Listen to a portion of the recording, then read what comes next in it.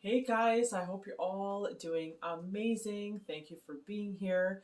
Today, I wanted to share a little story about this elderly woman that was turning 100, and I interviewed her because at that time, I think this was 14 years ago, she was at a nursing home that I worked at. I was a program manager there, and we were making a big deal out of her turning 100.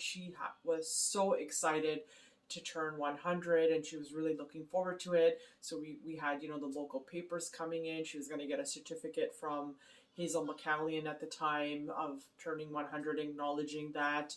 So she was super excited. So I was interviewing her, and I asked her, let's call her Jane. Jane, for example. I said, Jane, so um, what has gotten you to this point in your life? Like, what has helped you through all these years? Because she came from a generation where she lived through World War II. She lived through a lot of things, difficulties. Of course, in her turning 100, you can only imagine all the experiences that she lived through.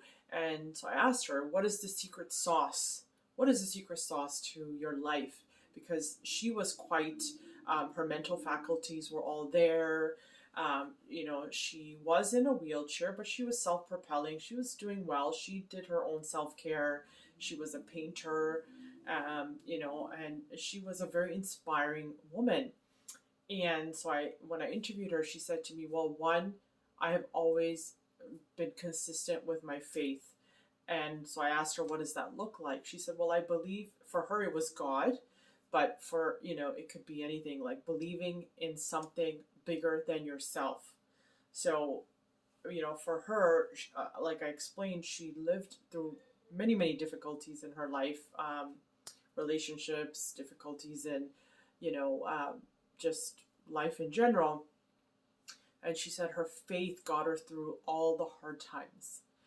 And then she said, so she was a passionate painter and she painted beautiful paintings. And she said that her passion for her painting, and whenever you would pass by this lady's room, she would be painting. She was so into her art. So I think the passion that she had for her art kept her going as well. And she would be reading, and she was very caring. She was the kind of person like that would help the others, the other elderly people around her that couldn't advocate for themselves or speak for themselves. She would be there helping them. So she was always the type of person that was helpful and caring towards others. So the reason I share this story with you, I just was thinking about her, and I thought to myself, if we want to have a long, healthy, fulfilled life, these are some of the things we also need to have.